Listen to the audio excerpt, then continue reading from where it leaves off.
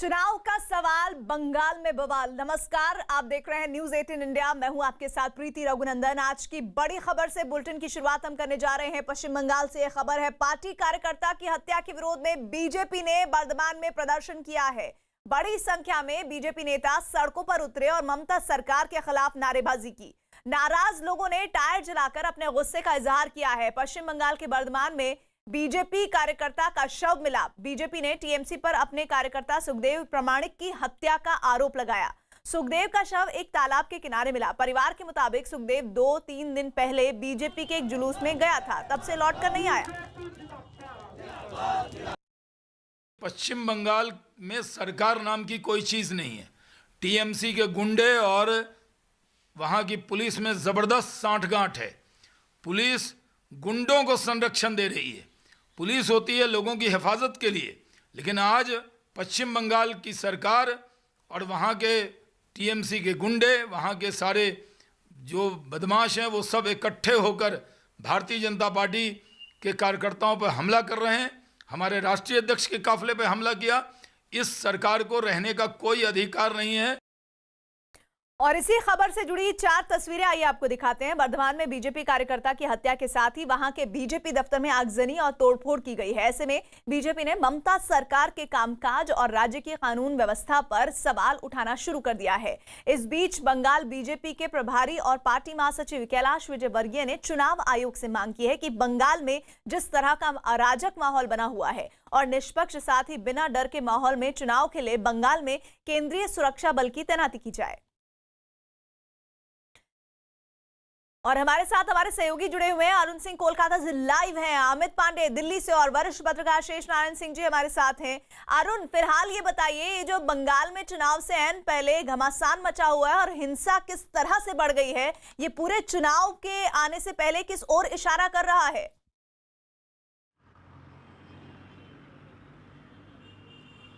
देखिए प्रीति, आपका पूरा सवाल मैं नहीं सुन पाया, ऑडियो ब्रेक है बीच बीच में, लेकिन जहां तक आप जिक्र कर रही थी पश्चिम बंगाल में राजनीतिक हिंसा का, वर्धमान में किस तरह से बीजेपी के एक कार्यकर्ता की हत्या हुई है और जिसको लेकर के बीजेपी लगातार ये आरोप लगा रही है कि टीएमसी के गुंडे शब्द का इस्तेमाल करती है बीजेपी, उन्होंने ये हमला किया। और एक दो नहीं, बीजेपी के राष्ट्रीय अध्यक्ष जेपी नड्डा ने पिछले दिनों एक जनसभा में गिनाया कि उनके 130 कार्यकर्ताओं की हत्या की जा चुकी है।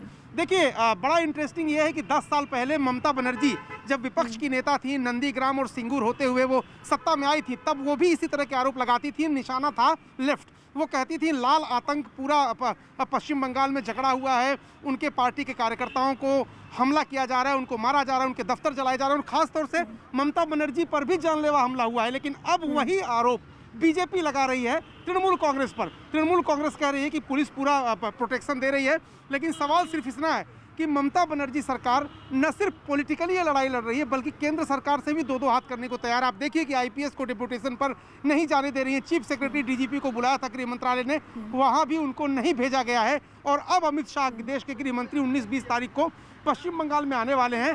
तो ममता बनाम बीजेपी की ये जो लड़ाई है, 6 महीने अभी चुनाव में है, विधानसभा चुनाव के, लेकिन अभी अगर आप कोलकाता में या फिर पश्चिम बंगाल की सड़कों पर घूमेंगी तो आपको दिखाई देगा कि जो पॉलिटिकल एटमॉस्फेयर है वो बहुत ज्यादा गरमाया हुआ है यहाँ पर। तो और पॉलिटिकल एटमॉस्फेयर एक तरह से खूनी संघर्ष में बदलता जा रहा है। और इस बीच बीजेपी जिस तरह के तैयारियों की मांग कर रही है चुनाव आयोग से, उस पर भी मैं आगे आपसे जुड़ूंगी।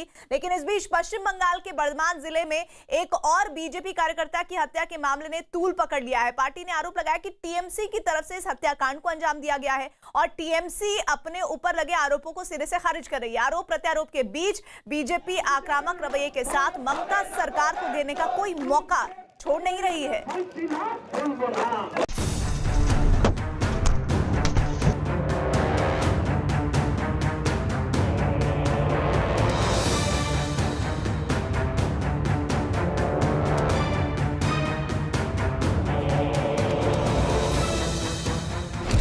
बंगाल में बीजेपी का चक्रव्यूह, ममता बनर्जी को घर में घेरने की तैयारी, टीएमसी के खिलाफ बीजेपी की मोर्चाबंदी। पश्चिम बंगाल में लगातार बिगड़ रही कानून व्यवस्था के खिलाफ बीजेपी ने मोर्चा खोल दिया है। ममता सरकार के खिलाफ ताजा बयान आया है। बीजेपी के कद्दावर नेता अश्विन चौबे का, जिन्होंने जेपी नड्डा के काफिले पर हुए हमले को लेकर एक बार फिर ममता बनर्जी को आड़े हाथ लिया है। हमारे कार्यकर्ताओं की हत्याएं भी, घायल हुए कई लोग और राष्ट्रीय अध्यक्ष तक पर पथराव किया गया। वो हमारे विजय वर्गीस जो वो प्रभारी है वो चोटिल हुए। ये सारी चीजें देश देख रही है, बंगाल की जनता देख रही है। भारत सरकार का गृह मंत्रालय की पैनी नजर है और हमारे गृह मंत्री जी बोल्डली उसको स्वयं वहाँ पुनः यात्रा करने जा रहे हैं। और हम ये कहना चाहते हैं कि अगर आप अपने रवैये को ठीक नहीं किया तो बंगाल के लोग आपको ठीक कर देंगे और बंगाल सबका है।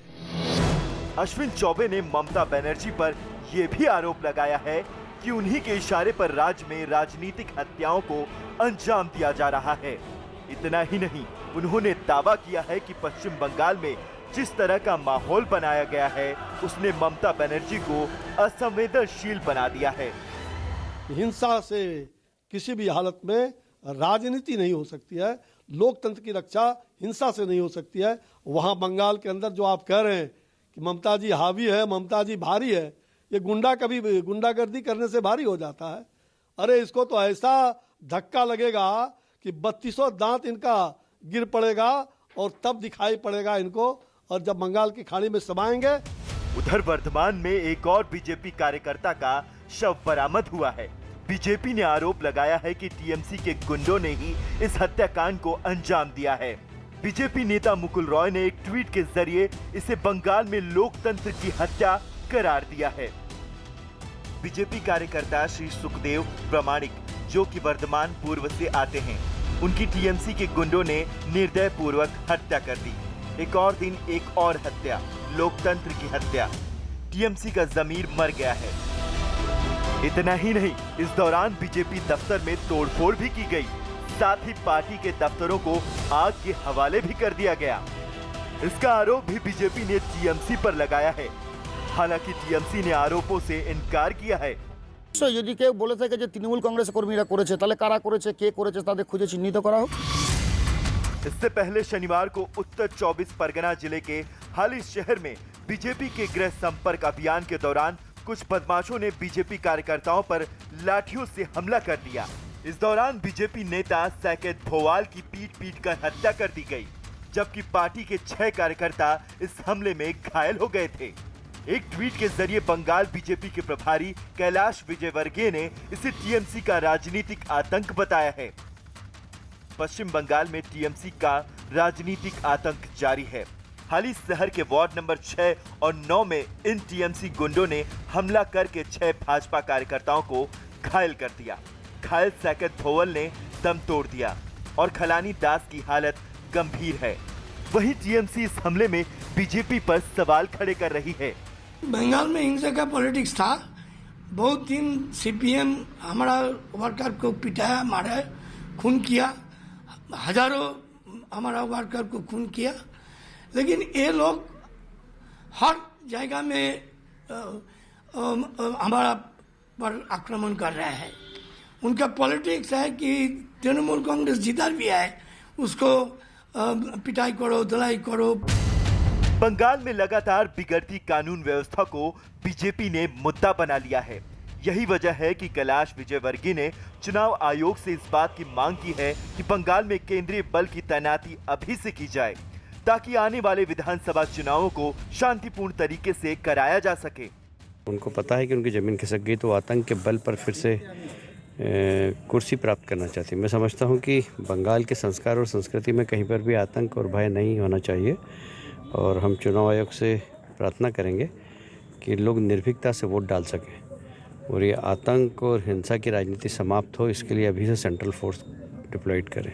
वहाँ की एडमिनिस्ट्रेशन को, सरकारी मशीनरी को, पुलिस प्रशासन को अराजक तत्वों ने और गुंडों ने हाईजैक कर रखा है। जिस तरह से एक खूनी खेल और उसका तांडव सड़कों पर दिखाई पड़ रहा है, उससे एक बात साफ दिखाई पड़ती है कि सरकार नाम की चीज़ रह नहीं गई है। ये अराजकता, उद्दंडता, खून खराबा, ये कल्चर बना दिया है तृणमूल कांग्रेस के लोगों ने। दरअसल पश्चिम बंगाल में बीजेपी और टीएमसी के बीच आर पार की जंग चल रही है। लोकसभा चुनावों में 18 लोकसभा सीटें जीतने वाली बीजेपी विधानसभा चुनाव में करिश्मा करना चाहती है। बीजेपी का यही बढ़ता हुआ जन आधार टीएमसी के लिए गले की फांस बन गया है। बीते कुछ सालों पर नजर डालें तो साफ पता चलता है कि किस तरह बंगाल में बीजेपी ने लगातार अपने कद को बढ़ाया है। साल 2011 के बाद से बीजेपी लगातार मजबूत हो रही है। 2014 में बीजेपी को 28 विधानसभा सीटों पर बढ़त हासिल हुई थी। 2016 में बीजेपी का वोट प्रतिशत बढ़कर 10.3% हो गया। 2019 में बीजेपी को 128 विधानसभा सीटों पर बढ़त हासिल हुई थी। टीएमसी को लगातार बीजेपी का यही बढ़ता हुआ कद खतरे की घंटी की तरह लग रहा है। उस पर गृह मंत्री अमित शाह का भी इसी हफ्ते बंगाल में 2 दिवसीय दौरा है, जिसके ठीक बाद 24 दिसंबर को पीएम मोदी को भी विश्व भारती के 100वें संस्थापना समारोह में हिस्सा लेना है। जाहिर है कि विधानसभा चुनावों से पहले ही टीएमसी के सामने बीजेपी ने मनोवैज्ञानिक चुनौतियों का पहाड़ खड़ा कर दिया है।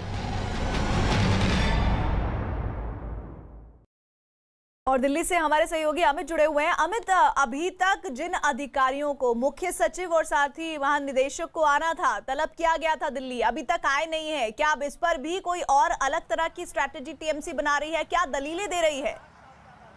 देखिए, उनकी ओर से पहले ही ये इशारा कर दिया गया था कि वो नहीं आएंगे और डीजीपी और मुख्य सचिव में, क्योंकि राज्य में कानून व्यवस्था की स्थिति को संभालना था और अपनी व्यस्तता के चलते उन्होंने ये कारण बताए थे। और जहां तक 3 आईपीएस अधिकारियों को कार्यमुक्त करने का सवाल था, प्रदेश सरकार ने मना कर दिया था। तो इन दोनों चीज़ों पर गृह मंत्रालय लगातार अपनी पैनी नज़र यहाँ पर बनाए हुए है।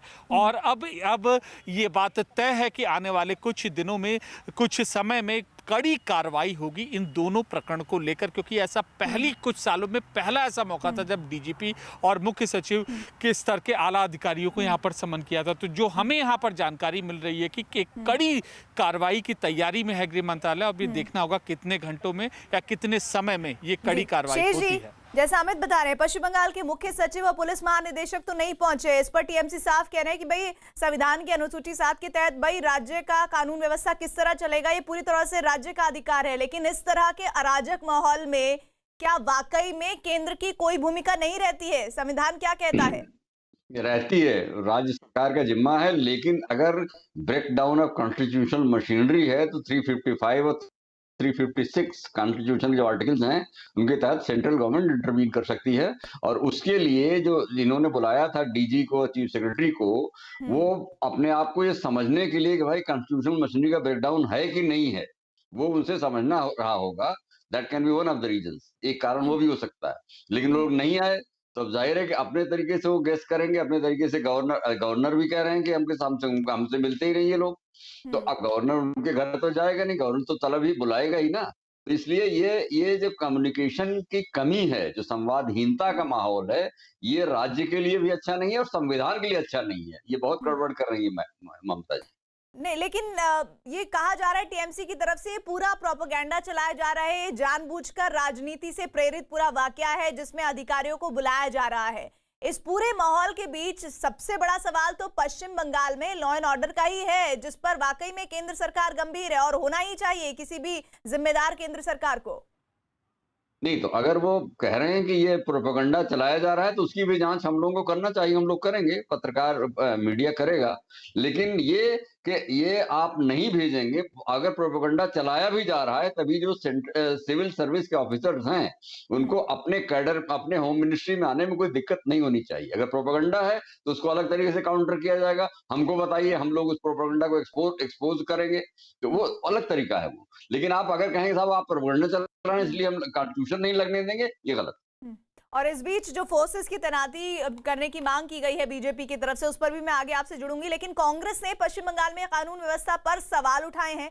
कांग्रेस नेता अब्दुल मन्नान ने राज्यपाल जगदीप धनखड़ से मुलाकात की है और राज्य में कानून व्यवस्था के बिगड़ते हालात और लगातार बढ़ रही राजनीतिक हिंसा पर चिंता जाहिर की। धनखड़ ने ट्वीट कर इस बात की जानकारी दी है। इसमें पहले धनखड़ खुद राज्य की कानून व्यवस्था पर चिंता जता चुके हैं।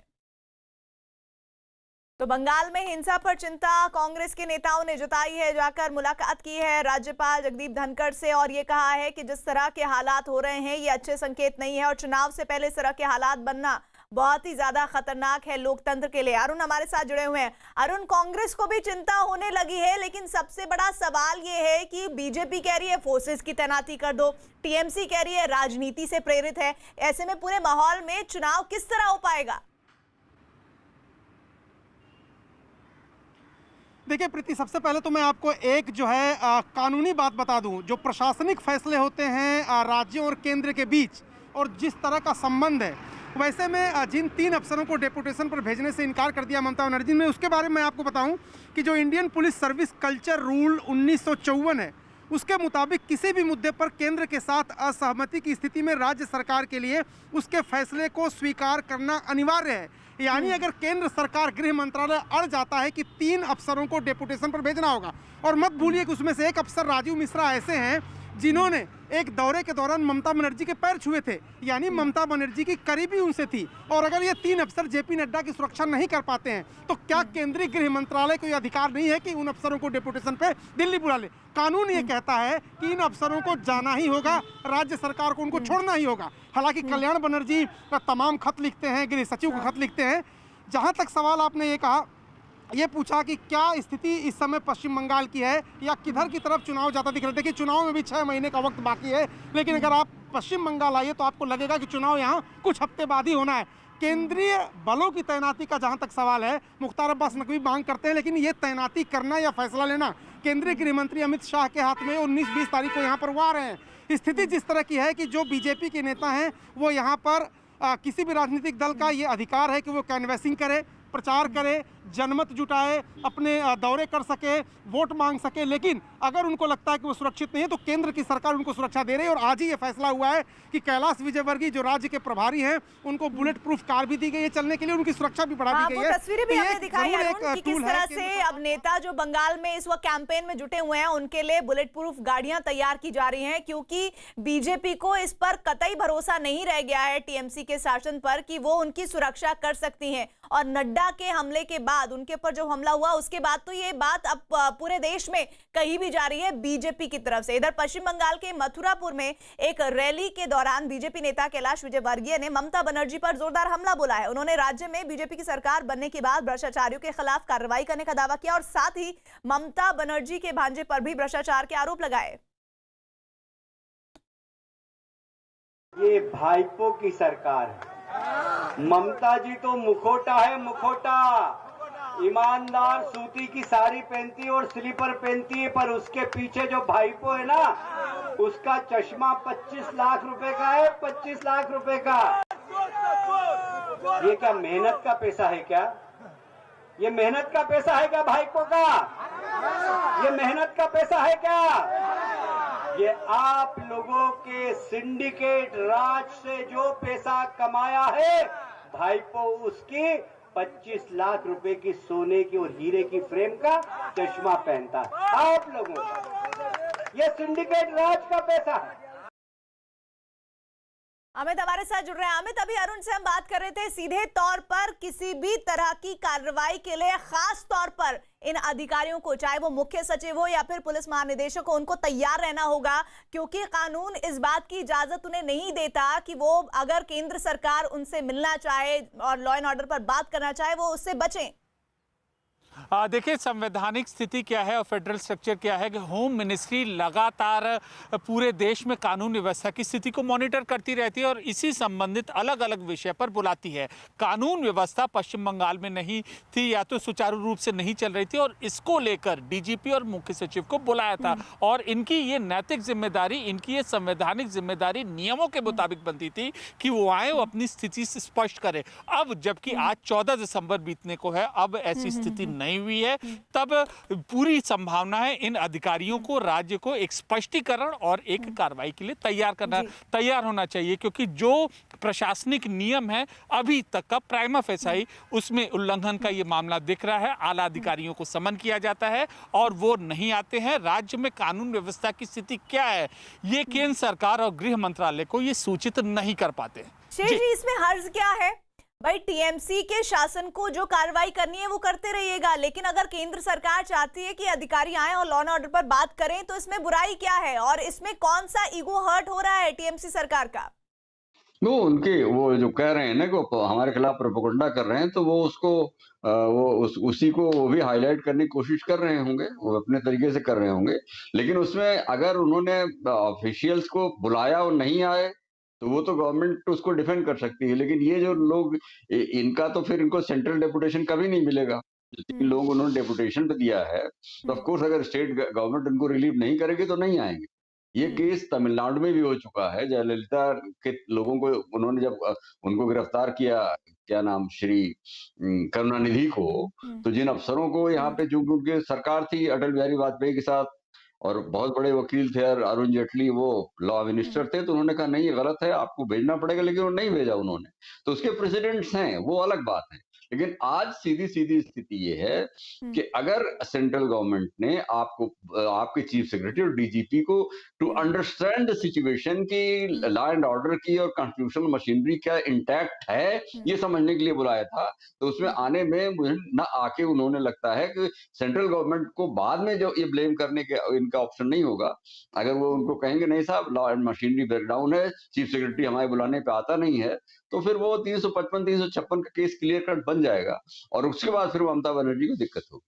जी, यानी कि कुल मिलाकर पश्चिम बंगाल में ममता सरकार की मुसीबतें आने वाले दिनों में जिस तरह की उनकी अभी हरकतें हैं उससे बढ़ने के आसार पूरे हैं। इधर एक और एंगल है जो इस बार पश्चिम बंगाल के चुनाव में दस्तक दे रहा है। पश्चिम बंगाल में चुनावी आहट तेज है और इसी बीच एआईएमआईएम में भी हलचलें तेज हो गई हैं। 2 दिन पहले एआईएमआईएम के अध्यक्ष असदुद्दीन ओवैसी ने हैदराबाद में बंगाल के पार्टी प्रभारियों के साथ एक अहम बैठक की है। बताया गया कि इस बैठक में बंगाल में चुनाव लड़ने और पार्टी को मजबूत करने पर विस्तार से चर्चा हुई है। बैठक में शामिल लोगों का दावा है कि ओवैसी जल्द ही बंगाल का दौरा कर चुनावी बिगुल फूंकने वाले हैं।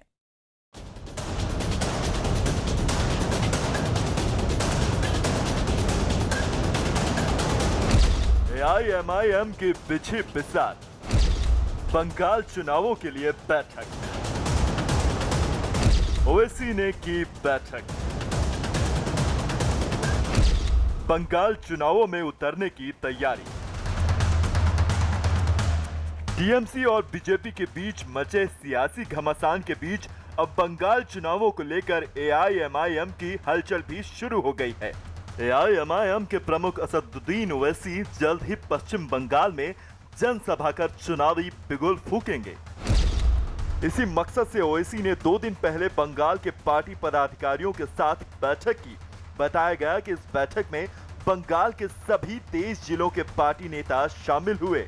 ये तो अभी पार्टी डिसाइड करेगी, ओवैसी साहब डिसाइड करेंगे। अभी ओवैसी साहब ने हाल ही में बंगाल की जो हमारी टीम थी उनसे मीटिंग ली है बंगाल को चुनाव के मद्देनजर रखते हुए।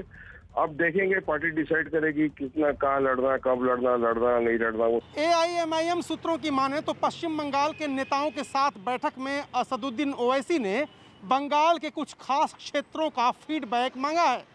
जब ये फीडबैक उनको मिल जाएगा उसके बाद वो अपने भरोसे के लोगों के साथ पश्चिम बंगाल का दौरा करेंगे। और कहा जा रहा है कि ओवैसी पश्चिम बंगाल में चुनाव से पहले ही कुछ जनसभाएं भी संबोधित करेंगे। असल में बिहार विधानसभा में मिली कामयाबी के बाद ही ओवैसी ने बंगाल के चुनावी अखाड़े में उतरने का ऐलान कर दिया था। बंगाल में चुनाव होने में महज 6 महीने बाकी हैं। सीएए एनआरसी के विरोध में हुए प्रदर्शनों के दौरान ओवैसी की पार्टी बंगाल में खासी सक्रिय थी। चूंकि बंगाल में 27% मुस्लिम आबादी है, इसलिए ओवैसी की नजर खास तौर पर बंगाल पर है। लड़ना तो है ना, लड़ना तो पड़ेगा, लड़ेंगे, बंगाल लड़ेंगे। अगर अच्छा हमारे पार्टी के लोग लड़ने तैयार हैं बंगाल के, अले वो कहेंगे कि सर लड़ना चाहिए और वो मजबूत हैं, तो यकीनन हम फैसला लेंगे। सूत्रों की माने तो ओवैसी बिहार की तरह बंगाल में भी कुछ सीटों पर ही फोकस करेंगे। माना जा रहा है कि ओवैसी की एआईएमआई मुस्लिम बहुल जैसे मुर्शिदाबाद, मालदा, उत्तर दिनाजपुर, दक्षिण 24 परगना और कुछ अन्य सीटों पर ही अपने उम्मीदवार उतारेगी। राजनीतिक विश्लेषकों का कहना है कि 294 विधानसभा सीटों वाले राज्य में मुस्लिम समुदाय 130 सीटों पर महत्वपूर्ण भूमिका निभाता है। इसी वजह से एआईएमआईएम ने बंगाल के कुल 23 जिलों में 22 में संगठन खड़ा कर लिया। बंगाल का मुस्लिम बाहुल इलाके का बड़ा हिस्सा बिहार की सीमा के पास है। जिनमें करीब 60 विधानसभा क्षेत्र आते हैं। AIMIM को लगता है कि बिहार में 5 सीटें मिलने का संदेश इन जिलों तक पहुंचने का फायदा उन्हें मिल सकता है। बिहार में ये खेल खेला गया कि वोटों के बंटवारे से बीजेपी चुनकर आ गई। अगर इसी तरह से वोटों के बंटवारे से बीजेपी चुनकर आएगी तो वो लोग जो कहते हैं कि इस देश में सांप्रदायिकता बढ़ रही है, देश बर्बादी के कगार पर खड़ा हो गया, इस देश के संविधान को खतरा पैदा हो गया है, अगर वो लोग इस तरह से अलग अलग लड़ करके और वोट बंटवाएंगे, यहाँ हिंदू मुस्लिम की बात नहीं है, ओवैसी की पार्टी सिर्फ मुसलमानों की बात करती है। हम इस देश के अंदर सेकुलरिज्म चाहते हैं, हर हिंदू मुस्लिम सिख ईसाई सब साथ रहना चाहिए। वोटों के नाम पर एक धर्म के लोगों को बांटना मैं समझता हूँ बीजेपी को मजबूत करने के बराबर है। ओवैसी की नजर एक और आंकड़े पर है। 2011 में बंगाल में 59 मुस्लिम विधायक चुने गए। 2016 में भी बंगाल में 59 मुस्लिम विधायक चुने गए। 2006 में 46 मुस्लिम विधायक बने थे। बताया जा रहा है कि जिन 130 सीटों पर मुस्लिम वोटर निर्णायक हैं, उनमें से 74 सीटों पर 40 से 90% तक मुस्लिम आबादी है। 2019 के लोकसभा चुनावों के दौरान इन 74 इलाकों में ममता बनर्जी की टीएमसी ने 48% वोट पाकर बढ़त हासिल की। AIMIM इन्हीं सीटों पर वोट बंटवारा कर ममता बनर्जी की राह मुश्किल कर सकती है। अरुण, मेरा सीधा सवाल आपसे ये है कि ओवैसी फैक्टर ममता सरकार के लिए कितनी बड़ी चुनौती है इस चुनाव में? देखिए, जहां कहीं भी सीधी लड़ाई बीजेपी से जिस दल की होगी और वहां पर ओवैसी की एंट्री हो जाएगी तो बीजेपी के लिए फायदा और उस क्षेत्रीय दल के लिए मुश्किल होगी। बिहार में आप देखिए कि सीमांचल के इलाके में महागठबंधन की सरकार नहीं बन पाई और बहुत सारे विश्लेषकों ने यही कहा कि ओवैसी की पार्टी ने जिस तरह से सीटें जीती और जिस तरह से वोट काटे, महागठबंधन के हार की वही सबसे बड़ी वजह थी। तो सवाल सिर्फ ये कि मुर्शिदाबाद का इलाका जो है, वहाँ भी सीमांचल का इलाका है जहाँ पर मुस्लिम आबादी बहुत ज़्यादा है, कहीं कहीं 50% है, 25% है। वहाँ पर अगर ओवैसी ने अच्छी खासी संख्या में वोट काट दिए तो ममता बनर्जी पर सीधे उसका असर होगा और बीजेपी को फायदा होगा। और यही वजह है कि बार बार कांग्रेस या ममता बनर्जी, तमाम ऐसे दल हैं जो कहते हैं कि ओवैसी बीजेपी की बी टीम है। लेकिन ओवैसी को बिहार में जो सफलता मिली और खासतौर से पश्चिम बंगाल के सटे हुए इलाकों में बिहार में, उसके बाद से ये तय हो गया था कि वो पश्चिम बंगाल आएंगे और अब उन्होंने पार्टी के पश्चिम बंगाल के नेताओं से बातचीत की है और माना यह जा रहा है कि अगले कुछ दिनों में यानी चुनाव नहीं लड़ेंगे। ममता सरकार का जो समीकरण है वो गड़बड़ा सकता है, क्योंकि 294 में से 90 ऐसी सीटें हैं जहां पर मुस्लिम बहुल लोग ही फैक्टर हैं बड़े जीत और हार के। इस पर मैं आगे शेष जी से भी जरूर रिएक्शन लूंगी, लेकिन एक ब्रेक के लिए हम लौट रहे हैं। बड़ी कवरेज बंगाल चुनाव और साथ ही साथ किसान आंदोलन पर जारी रहेगी। किसान अपनी मांगों पर अड़े हुए हैं और ऐसे में आम इंसान परेशान है। किसान आंदोलन की वजह से दिल्ली के कुंडली इंडस्ट्रियल एरिया में लोगों की मुश्किलें बढ़ गई हैं। सड़क जाम होने से फैक्ट्रियों से सामान बाहर नहीं जा पा रहा है और इसके अलावा फैक्ट्रियों के कर्मचारियों को भी ऑफिस पहुंचने में दिक्कत हो रही है। इस वक्त मौजूद है सौरभ कपूर, जो कि कपूर इंटरप्राइजेस के मालिक हैं। क्या क्या दिक्कतें आ रही हैं आपसे? आपका जहां ये ऑफिस है, यहां से तकरीबन 200 मीटर की दूरी पे जो है किसान जो है प्रदर्शन कर रहे हैं। क्या क्या दिक्कतें आ रही हैं आपको? सर देखिए, आज 15 से 16 दिन हो गए हैं और हम बहुत ज़्यादा परेशानी से गुजर रहे हैं as a industrial area and as a factory owner. ना लेबर पहुंच पा रही है फैक्ट्री में, ना रॉ मटेरियल, ना माल पहुंच पा रहा है, ना हम लोग फैक्ट्री पहुंच पा रहे हैं। जो बने हुए माल है वो फैक्ट्री से जा नहीं पा रहे हैं, कोई रास्ता नहीं है। पूरा देश एक तरफ अपना जगह जगह पे काम कर रहा है। एक हमारी इंडस्ट्रियल एरिया ऐसी है जिसको डायरेक्ट इम्पैक्ट पड़ रहा है इस आंदोलन से, जहाँ की पूरे हमारे आने जाने के रास्ते सारे ब्लॉक्ड हैं, हमारे माल के आने जाने के रास्ते ब्लॉक्ड हैं। जो लेबर विभिन्न गाँवों से जैसे तैसे अपनी सवारियों पे आती थी वो आ नहीं पा रही है। And there is a huge gap which is happened in production. Orders हैं कि कैंसलेशन की कगार पे हैं, बायर्स हैं जो फ्रस्ट्रेटेड हैं। अभी हम कोरोना से किसी तरीके से बाहर ही निकले थे और कोरोना के इम्पैक्ट से किसी तरीके से we were surviving and some work had started coming into the factory. Now the situation is looking even bad. Whatever positive steps we had taken to improve our scenario, because of this agitation from last 16-17 days we are just going back. मुझे ये बताइए, क्या क्या दिक्कतें आ रही हैं? जो labour हैं क्या कह रहे हैं आपको वाकई में, जो लेबर जो आपके यहाँ आते हैं? सर देखिए, मेन लेबर को जो परेशानी आ रही है कि वो किसी भी तरीके से अपने कार्य स्थान पे पहुँच नहीं पा रहे हैं। Even if they want to go to the factories, they are not able to कम।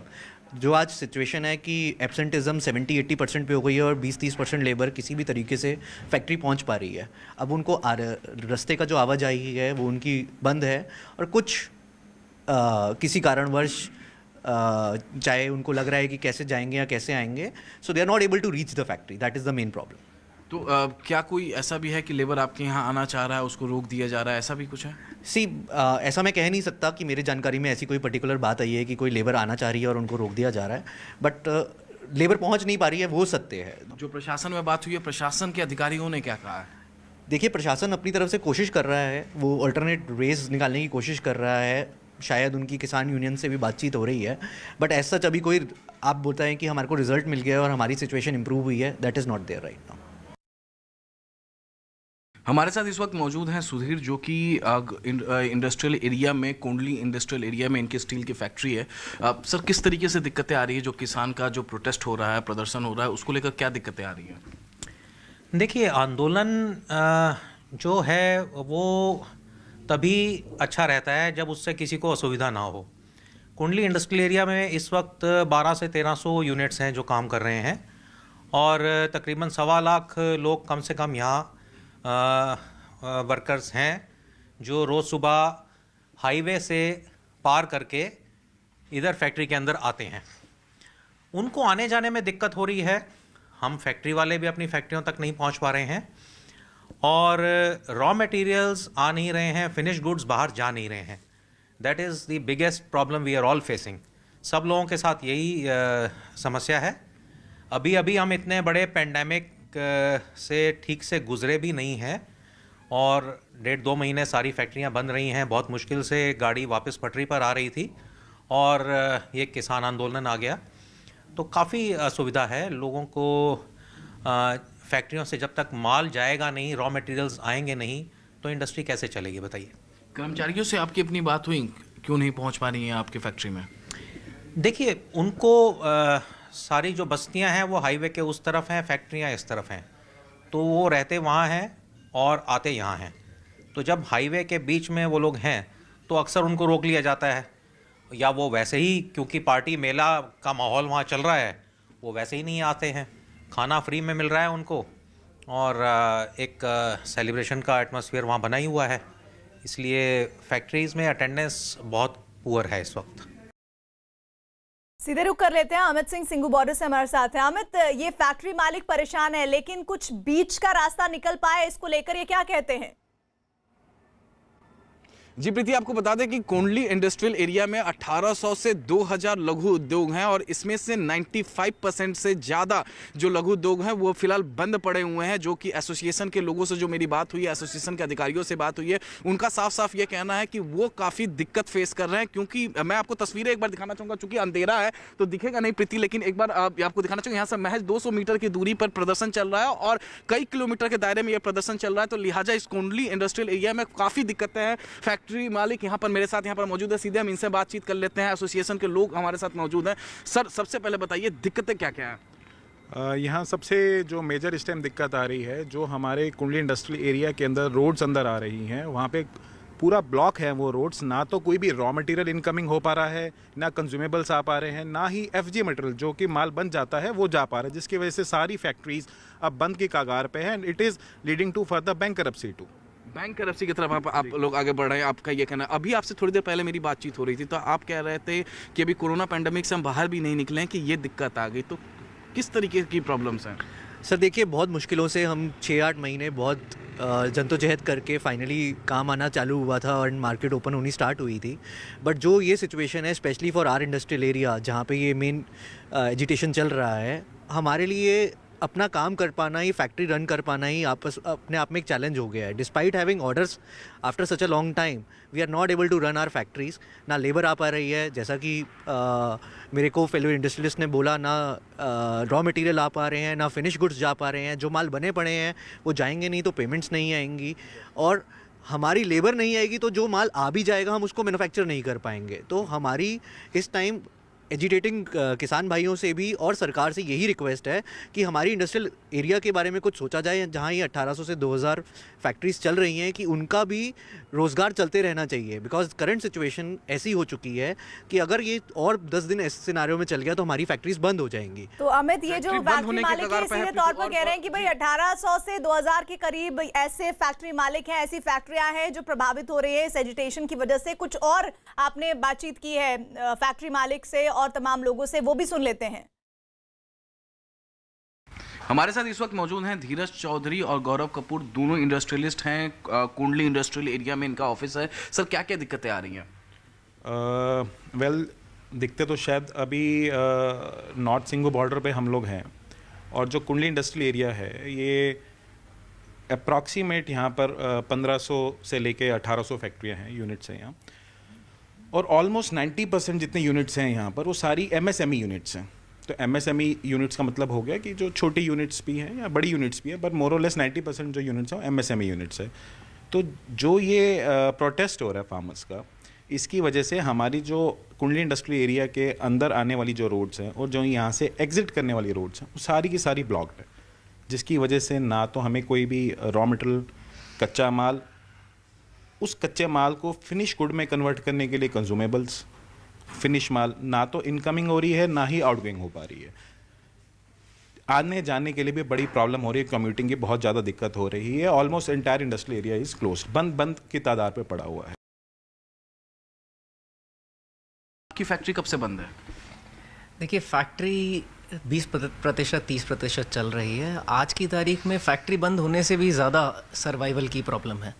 ये 20 दिन का जो आंदोलन है, ये हमारे को सिर्फ 20 दिन के लिए इम्पैक्ट नहीं कर रहा, एक लॉन्ग टर्म के लिए इम्पैक्ट कर रहा है, क्योंकि कस्टमर हमारे लिए प्रतीक्षा नहीं करेगा। सिर्फ एक कुंडली इंडस्ट्रियल एरिया ऐसा इंडस्ट्रियल एरिया है जो इस आंदोलन की वजह से पूरी तरीके से बंद हो चुका है।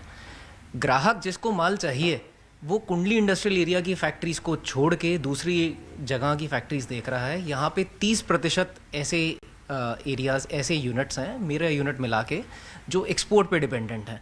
आज जो हमारा विश्वास, जो कस्टमर विश्वास करके ऑर्डर देता है, उसके ऊपर सवाल उठ गया है। और ये लॉन्ग टर्म कस्टमर्स हैं। एक बार कस्टमर, ग्राहक के जाने के बाद जो हमारा नुकसान होगा उसका अंदाज़ा लगा पाना असंभव है। तो लगातार क्या कस्टमर आपको फ़ोन कर रहे हैं कि हम माल भिजवाइए, सामान भिजवाइए? लगातार आपके पास फ़ोन आ रहा है, कॉल्स आ रहे हैं? बिल्कुल। आज कोविड के बाद बहुत मुश्किलों से हम किसी लेवल के ऑर्डर उठा पाए हैं। उन ऑर्डर को हम आज की तारीख में किसी भी तरीके से उनकी आपूर्ति नहीं कर सकते। निरंतर हमारे पास हमारे ग्राहक का प्रेशर है। माल ना भेजने की वजह से हम अपनी जो विश्वसनीयता है वो खो रहे हैं। आज उनको हमारी बातों पे विश्वास नहीं है। हम निरंतर कोशिश कर रहे हैं किसी तरीके से माल पहुंचाएं, लेकिन क्योंकि माल अंदर नहीं आ पा रहा, माल बाहर नहीं जा पा रहा, लेबर के आने जाने पे प्रॉब्लम है, श्रमिकों के आने के जाने पे प्रॉब्लम है, इन सभी वजहों से हमारे कस्टमर का विश्वास हमसे टूट रहा है। और ये कस्टमर सिर्फ एक हमारे हिंदुस्तान के कस्टमर नहीं है, ये बहुत सारे विश्व के कस्टमर्स हैं। अमित, आप तो सिंगू बॉर्डर पर ही मौजूद हैं और आपकी लगातार किसानों से बातचीत भी हुई है, हमने लाइव में कई दफ़े देखा है। लेकिन इन फैक्ट्री मालिकों की समस्या और उनके पास जो लेबर नहीं पहुंच पा रही है, इसको लेकर क्या कह रहे हैं वो किसान? जी हाँ, अब फिलहाल जो किसान हैं वो अपने बातों पे डटे हुए हैं कि जब तक सरकार कानून रद्द नहीं करेगी तब तक वो सड़क से हटेंगे नहीं, वो वहीं पर डटे रहेंगे। लेकिन फैक्ट्री मालिकों का साफ साफ ये कहना है कि किसान आंदोलन करें, लेकिन उन्हें एक सेफ पैसेज दे दें जिससे कि उनका कंटेनर, उनका ट्रांसपोर्ट उनके फैक्ट्री तक पहुँच जाए और उनका जो काम है वो काम बदस्तूर जारी रहे। फिलहाल कोरोना पैंडेमिक की वजह से उनकी फैक्ट्री बंद थी और अब जो है किसान आंदोलन की वजह से लेबर नहीं पहुँच पा रहे हैं, कंटेनर नहीं पहुँच पा रहे हैं, जो उनको जो गुड्स डिलीवर करने थे, जो अपने कस्टमर्स को वो नहीं कर पा रहे हैं, जो रॉ मटेरियल्स है वो नहीं ला पा रहे हैं। इसके वजह से ये काफ़ी ज़्यादा परेशान है। और कई ऐसे फैक्ट्री मालिकों से मेरी बातचीत हुई है जो उनका कहना था कि वो इंटरेस्ट लेकर, पैसे इंटरेस्ट पे लेकर वो अपना फैक्ट्री चला रहे हैं और अब इंटरेस्ट नहीं दे पा रहे हैं, जिसकी वजह से उनकी फैक्ट्री बंद हो जाएगी। तो और भी कई मेरे साथ यहाँ पर फैक्ट्री मालिक एसोसिएशन के लोग हैं, उनसे हम बातचीत करते हैं। ये बताइए, परेशानियां बताइए, दिक्कतें बताइए। क्या आप लोग यहाँ से सड़क से मात्र 200 मीटर की दूरी पर है किसान आंदोलन, क्या आप पैदल गए, कभी उनसे बातचीत करने की कोशिश की? सबसे पहले मैं ये बताना चाहूँगा, यहाँ पे करीबन 500 से 600 यूनिट सिर्फ एक्सपोर्ट पे डिपेंडेंट हैं।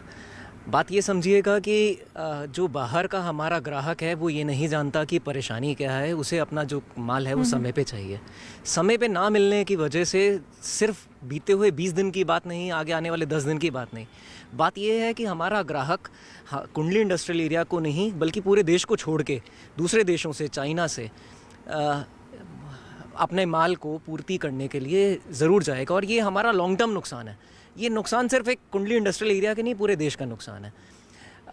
जो आपने बात करी, ये जो आंदोलन चल रहा है, हमने जाके अपनी तरफ से आग्रह किया, एसोसिएशन की तौर पे सभी भाइयों ने मिलकर जाके आग्रह किया। हमारा आग्रह सिर्फ ये था कि हमारे को आने जाने के लिए, माल को आने जाने के लिए, और जो हमारे यहाँ पे कर्मचारी 1.25 लाख कर्मचारी यहाँ पे 2000 यूनिट में कार्यगर है, उनको आने जाने की जगह दी जाए। कुछ भी अभी तक समझौता इस पे सॉल्यूशन नहीं निकल पाया। किसान अभी तक इनकी बात नहीं मान रहे हैं, हमें जैसा आप बातचीत करके बता रहे हैं हमें। और अगर जैसे कई बॉर्डर्स पर किसानों ने खुद किया है कि एक तरफ का रास्ता उन्होंने खोल दिया है और दूसरी तरफ वो प्रोटेस्ट कर रहे हैं, एजिटेशन कर रहे हैं, क्या अगर ऐसी बात अगर यहाँ बन जाती है तो 18 से 2000 यूनिट जो काम कर रही है वो अपना काम भी करती रहेगी और किसानों का आंदोलन भी चलता रहेगा। मैं एक ब्रेक के लिए रुक रही हूं और ब्रेक के बाद लगातार किसान आंदोलन पर यह बड़ी कवरेज जारी है। बड़ी खबर आ रही है किसानों के साथ कृषि मंत्री की बैठक से जुड़ी हुई खबर, जिसमें किसानों के 10 संगठनों ने कृषि सुधारों के साथ का ऐलान किया है। दिल्ली के कृषि भवन में किसान नेताओं के साथ कृषि मंत्री के साथ मुलाकात है और ऑल इंडिया किसान कोऑर्डिनेशन कमेटी ने कृषि मंत्री नरेंद्र तोमर के साथ मुलाकात की है। ऑल इंडिया किसान कोऑर्डिनेशन कमेटी का दावा है कि देश भर के 28 किसान संगठन उनसे जुड़े हैं। तोमर से मुलाकात करने वालों में यूपी, केरल, तमिलनाडु, तेलंगाना, बिहार और हरियाणा के संगठन शामिल है। जानकारी ये है कि शामिल जो बैठक में किसान हैं उनमें कोऑर्डिनेशन कमेटी के नेताओं ने नरेंद्र सिंह तोमर से कहा है कि अगर सरकार ने कृषि सुधार कानून वापस लेती है तो पूरे देश में आंदोलन करेंगे। महाराष्ट्र से, बिहार से और सभी लोगों ने पत्र देकर कृषि सुधार बिलों का समर्थन किया है और उन्होंने कहा है कि लंबे समय से इस प्रकार के बिल आए और किसान को स्वतंत्रता मिले, इसके लिए हम संघर्ष कर रहे थे। मोदी सरकार ने यह नेक काम किसानों के हित में किया है, हम इसका स्वागत करते हैं और इस बिल का पूरा समर्थन करते हैं। ऐसे सभी जो ऑल इंडिया किसान समन्वय समिति के पदाधिकारीगण आए थे विभिन्न राज्यों से, मैं उनको हृदय से बहुत बहुत धन्यवाद देता हूँ। सर, सरकार के लिए तो बहुत दुविधा की स्थिति हो गई। एक तरफ ये लोग कह रहे हैं कि ये कानून बहुत फायदेमंद है किसानों के लिए और दूसरी तरफ सिंघू टिकरी बॉर्डर पे वो लोग हैं जो कह रहे हैं कि तीनों काले कानून को वापस लिया जाए। मुझे लगता है जो सच है अंततोगत्वा उस दिशा में ही चलते हुए समाधान का रास्ता निकलेगा। 7वें दौर की बातचीत के लिए क्या कोई प्रपोजल किसानों की तरफ से आया है अभी तक? अभी हम लोगों ने कहा है कि बातचीत करने के लिए तैयार हैं। उनका प्रस्ताव आएगा तो निश्चित रूप से सरकार बातचीत करेगी। अभी तक किसानों की ओर से कोई प्रस्ताव नहीं आया। जो मैंने कहा ना कि सरकार बातचीत के लिए तैयार है, जैसे ही प्रस्ताव आएगा तो हम बातचीत करेंगे। सरकार पहल कर सकती है इन इंग्लिश सर में, is there any way forward ये रास्ता कोई निकालने के लिए? क्योंकि एक तरफ तो कुछ लोग बोल रहे हैं आपका समर्थन कर रहा है, कुछ लोग वहाँ पे आंदोलन कर रहा है, स्थिति प्रधानमंत्री बोल रहा है ये देश के हित के लिए किया है, क्या सिचुएशन? ये कानून किसानों के जीवन स्तर में बदलाव लाने के लिए आए हैं।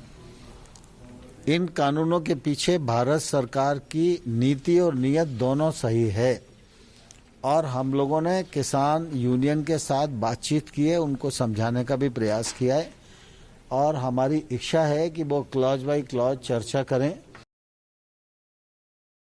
नया कानून है जमीन को कंसोलिडेशन करने का, कंपनी बनाने का, अपना माल अपने हिसाब से कंपनी के साथ निगोशिएशन करने का, उसका भी हमने स्वागत किया है। क्योंकि ये जो 4 कानून हमारे विरोध में है वो कानून डिसेबल हो जाते हैं, ठंडे हो जाते हैं ये कानून से। जो हमारे विरोध वाले कानून है वो अगर ठंडे हो जाते हैं और इससे किसान की मुक्ति होती है तो इसका तो हमको स्वागत करना चाहिए। आप कहेंगे कि भाई यहाँ तो विरोध हो रहा है, हमारा भाई इसको विरोध कर रहा है, ठीक है, हम हमारे भाई को भी समझा लेंगे। क्योंकि विरोध करने के लिए कोई तथ्य चाहिए, किसी के कहने पे आप विरोध मत कीजिए। शेष जी, ये कौन से किसान कोऑर्डिनेशन कमेटी के नेता हैं जिन्हें ये कानून फायदेमंद लग रहे हैं, और वो जो आंदोलन से जुड़े किसान हैं, क्या वो उनको इसी जेस्चर से देख रहे हैं, या फिर उनके जहन में ये बात हो सकती है कि ये तो राजनीति से प्रेरित है इसलिए पहुंच गए सरकार के हाँ में हाँ मिलाने? नहीं, देखो, मैंने भी लिखा है कि ये बहुत जरूरी कानून था। और अपने यहाँ अपने इलाके में याद करो कि किसी के पास 4-5 एकड़ जमीन किसी के पास नहीं है। पंजाब में अभी इंडियन एक्सप्रेस की कल हम देख रहे थे, 13-14 एकड़ से कम किसी के पास है ही नहीं वहां। तो 13-14 एकड़ का किसान संपन्न किसान होता है। और अपने यहाँ, हमारे यहाँ तो 90% किसानों के पास 2 एकड़ तक जमीन नहीं है। तो 2 एकड़ पे खेती करना वायबल नहीं। ज्यादातर लोग अधिया पे छोड़ के यहाँ पे चौकीदारी करते हैं, कहीं जाके मजदूरी करते हैं। तो जरूरी यह है, बेसिक है, दुनिया में जहां भी विकास हुआ है 25% से ज्यादा वर्कफोर्स एग्रीकल्चर में नहीं लगाया जा सकता। आज 45% है हिंदुस्तान की, उसको 25% को अर्बन उसमें सर्विस सेक्टर में, मैन्युफैक्चरिंग सेक्टर में लगाना है। वो एक तरीका है। और कंसोलिडेशन जो है, जैसे मान लीजिए कॉन्ट्रैक्ट फार्मिंग से डरने की क्या जरूरत है? कॉन्ट्रैक्ट फार्मिंग में ओनरशिप तो लैंड की आपके पास रहेगी। अगर कोई 10,000 एकड़ लेके कोई खेती करना चाहते तो करे, हमारा प्रॉफिट दे दे। आज बटाई भी जो लोग तमाम दिए हैं खेत, उनको जो मिलता है तो कुछ नहीं मिलता। 1,000 रुपया साल में मिलता है तो क्या है वो? तो अगर आपने एक महत्वपूर्ण बात कही शेष जी, ये कि ये संपन्न किसानों से ज्यादा जो कम संपन्न किसान है या जिनके पास कम भूमि है खेती के लिए, उनके लिए बहुत उपयोगी कानून है। और उसी से जुड़ा हुआ स्टेटमेंट देवेंद्र फडणवीस ने भी दिया है। मैं बता दूं, बीजेपी नेता और महाराष्ट्र के पूर्व मुख्यमंत्री देवेंद्र फडणवीस ने आरोप भी साथ लगाया कि कुछ ऐसे लोग हैं जो किसानों को गुमराह कर रहे हैं। न्यूज 18 से एक्सक्लूसिव बातचीत में फडणवीस ने दावा किया है कि नए कृषि सुधार छोटे किसानों की तरक्की में बहुत मददगार साबित होंगे। 2 हफ्ते से ज़्यादा निकल गया है, किसान लगातार बैठे हैं, बातचीत सुनना नहीं चाह रहे हैं, बातचीत कोई करना नहीं चाह रहा है, फिर भी सरकार लगी हुई है कि बातचीत हो। आपको लगता है इस समस्या का समाधान कहीं पर है, या किसान संगठन सुनना ही नहीं चाहते? देखिए, मैं ऐसा मानता हूं कि जो किसान संगठन है उनके साथ साथ कुछ ऐसे तत्व भी है कि जो बातचीत नहीं करना चाहते। मैं यह कतई नहीं मानता कि किसान बातचीत नहीं करेंगे, लेकिन कुछ लोग जानबूझकर ये प्रयास करते रहते हैं कि बातचीत न हो और ये इसी तरह से आंदोलन चलता रहे। क्योंकि इन सारे कानूनों के बारे में सारी जानकारी सरकार ने दी, किसान संगठनों ने जो मांगे रखी उन मांगों को भी केंद्र सरकार ने कहा कि हम उसको इनकॉर्पोरेट करने के लिए तैयार है। सब तरह की बातचीत के लिए केंद्र सरकार तैयार होने के बाद और सब तरह की बातचीत के ऊपर केंद्र सरकार ने हामी भरने के बाद इस प्रकार से आंदोलन चल रहा है। तो इसका मतलब यह है कि इसमें कहीं ना कहीं राजनीति घुस गई है और ऐसे राजनीतिक तत्व या ऐसे कुछ तत्व वहां पर है जो ये चाहते हैं कि केवल अराजकता फैले और किसी भी हालत में यह आंदोलन खत्म न हो। मुझे लगता है उसके कारण ये स्टैंड ऑफ हमको देखने को मिल रहा है। ये अल्ट्रा लेफ्ट के कारण आप मुख्यमंत्री थे, महाराष्ट्र में भी कई घटनाएं हुई जिसमें अल्ट्रा लेफ्ट के ऊपर आरोप गया, दिल्ली में कुछ घटनाएं हुई अल्ट्रा लेफ्ट के ऊपर आरोप गया। लेकिन यहाँ तो जो पंजाब से किसान आया वहाँ तो कांग्रेस की सरकार है, राजस्थान से जो चले आ रहे हैं किसान वहाँ भी कांग्रेस की सरकार है। आप भी महाराष्ट्र के मुख्यमंत्री रहे हैं, आप बिहार के प्रभारी रहे हैं, क्या चिंता सिर्फ इन्हीं 2 राज्यों में किसानों को है? आपको लगता है यहाँ कांग्रेस ही बढ़ावा दे रही है? जी बिल्कुल, और ये कांग्रेस की इतनी दोगली नीति है। मैं महाराष्ट्र से आता हूं, अभी जो लैंड लीजिंग का कानून यहां पर तैयार किया है कॉन्ट्रैक्ट फार्मिंग का, केंद्र सरकार ने, महाराष्ट्र में कांग्रेस एनसीपी की सरकार ने 2006 में ये कानून मंजूर कर दिया और 2006 से आज तक महाराष्ट्र में कॉन्ट्रैक्ट फार्मिंग का कानून चल रहा है और उसका फायदा भी किसान उठा रहे हैं।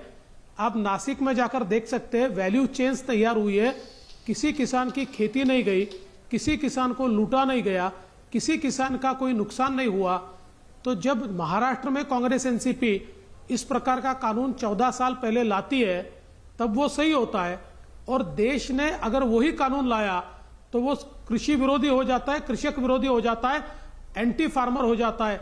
इतना ही नहीं, तो आज भी महाराष्ट्र में सबसे पहला राज्य महाराष्ट्र था। कांग्रेस एनसीपी के जमाने में 28 लोगों को, कॉर्पोरेट्स को डायरेक्ट खरीद का लाइसेंस सबसे पहले महाराष्ट्र ने दिया। और इतना ही नहीं, तो प्राइवेट एपीएमसी इसका भी सबसे पहला कानून महाराष्ट्र में बना।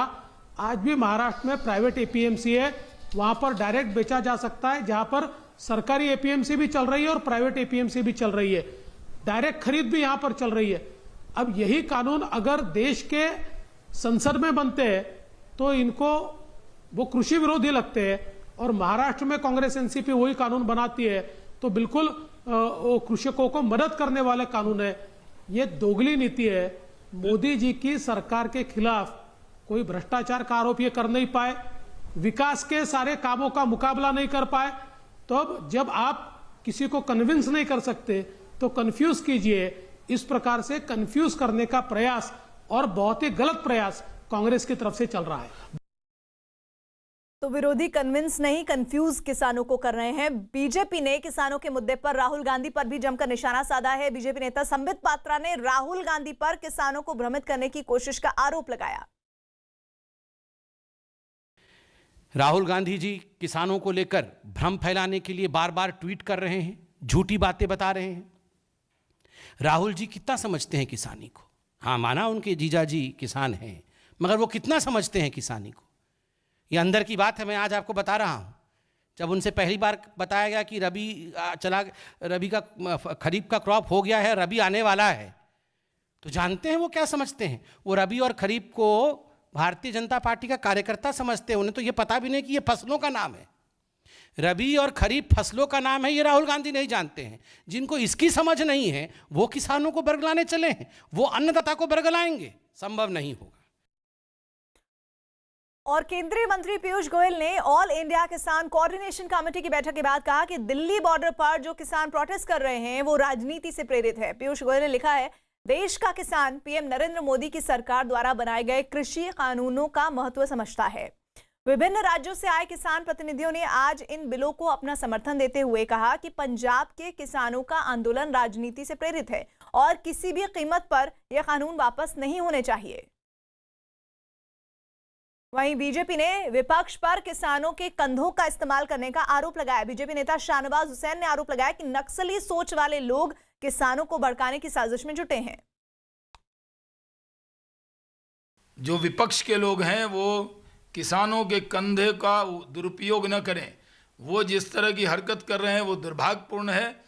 और ये जो कम्युनिस्ट हैं, जो नक्सल सोच के लोग हैं, वो हमारे मासूम किसान भाइयों को भड़काने का जो काम कर रहे हैं वो बहुत दुर्भाग्यपूर्ण है।